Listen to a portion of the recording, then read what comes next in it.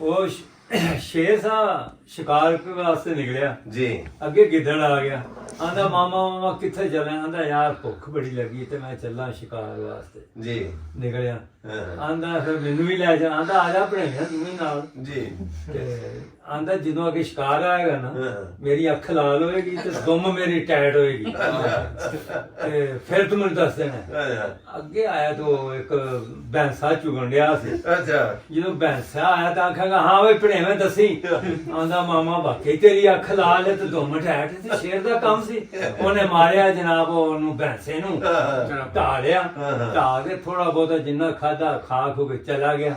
ਪਿੱਛੋਂ ਲੁੱਟਣੀਆਂ ਮਾਰੇ ਜਾ ਜੀ ਮੈਂ ਮਾਰੀਏ ਆ ਬਲਾਦਰੀ ਨੂੰ ਇਕੱਠਾ ਕਰ ਆ ਜਾਓ ਤੁਸੀਂ ਭੁੱਖੇ ਮਰਦੇ ਹੋ ਆ ਜਾਓ।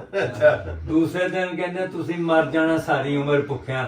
ਅੱਜ ਮੈਂ ਤੁਹਾਨੂੰ ਸ਼ਿਕਾਰ ਖੜਾਣਾ ਆਓ ਮੇਰੇ ਨਾਲ। ਆਂਦਾ ਜਦੋਂ ਆਇਆ ਨਾ ਸ਼ਿਕਾਰ ਮੇਰੀ ਅੱਖਾਂ ਲਾਲ ਹੋ ਜਾਣੀਆਂ ਤੇ ਦੁਮ ਖੜੀ ਹੋ ਜਾਣੀ ਤੇ ਮੈਨੂੰ ਦੱਸ ਦਿਓ। ਅਗਲੇ ਜੰਗਲੀ ਦੇ ਵਿੱਚ ਉਹ ਖੋਤਾ ਜਿਹੜਾ ਸੀ ਖਚਰਾ ਜਿਹੜਾ ਸੀ ਉਹ ਚੁਗਣ ਡਿਆ ਸੀ। ਠੀਕ ਹੈ। ਤੇ ਕਹਿੰਦਾ ਦੱਸਿਓ। ਆਂਦਾ ਤੇਰੀ ਤੁਹਾਡੀ ਉਹ ਕੋਈ ਹਾਲ ਨਹੀਂ ਆਉਂਦਾ। ਨਹੀਂ ਅਜੇ ਨਹੀਂ। ਉਹ ਫਿਰ ਇੱਧਰ ਨੂੰ ਮਾਰੇ ਛੁਪੜੀ ਫਿਰ ਇੱਧਰ ਨੂੰ ਮਾਰੇ। ਆਂਦਾ ਹੁਣ ਦੱਸੋ। ਆਂਦਾ ਅਜੇ ਵੀ ਕੋਈ ਨਹੀਂ। ਫਿਰ ਮਾਰੇ। ਇੱਕ ਵਿੱਚ ਬੁੱਢਾ ਆਇਆ ਬੰਦ ਸੀ ਗਿੱਦੜ। ਉਹ ਆਂਦਾ ਮਾਂ ਇਹ ਵੀ ਸ਼ੇਰ ਦੇ ਨਾਲ ਰਿਹਾ ਆਖੋ ਉਹਦਾ ਹੋ ਫਿਰ ਆਖ ਹਾਂ ਦੱਸੋ। ਆਂਦਾ ਹਾਂ ਲੈ ਤੇਰੀਆਂ ਅੱਖਾਂ ਲਾਲ ਤੁਮ ਖੜੀ।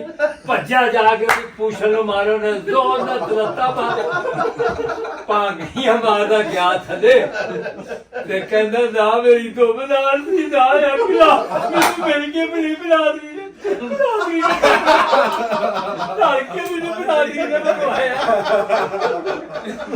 ਉਹਨੇ ਕਿਹਾ ਨਾ ਮੇਰੀਆਂ ਅੱਖਾਂ ਲਾਲ ਸਨ ਨਾ ਮੇਰੀ ਦੁਮ ਖੜੀ ਸੀ ਮੈਨੂੰ ਬਰਾਦਰੀ ਮਰਵਾਇਆ। ਇਹ ਗੱਲ ਦਾ ਅਖਲਾਕੀ ਸਬਕ ਇਹ ਵੀ ਬਦਰਾ ਸਾਹਿਬ ਜਿਹੜੇ ਲੋਕ ਕਿਸੇ ਦੀਆਂ ਗੱਲਾਂ ਤੇ ਲੱਗ ਕੇ ਤੇ ਭੁੜਕ ਡੰਡਿਓ ਪਾਰ ਹੁੰਦੇ ਨੇ ਤੇ ਇਹ ਜਿਹੜੇ ਹੁੰਦੇ ਨੇ ਨਾ ਚੁੱਕਾਂ ਚਾੜਨ ਵਾਲੇ ਉਹ ਮਰਵਾਉਂਦੇ।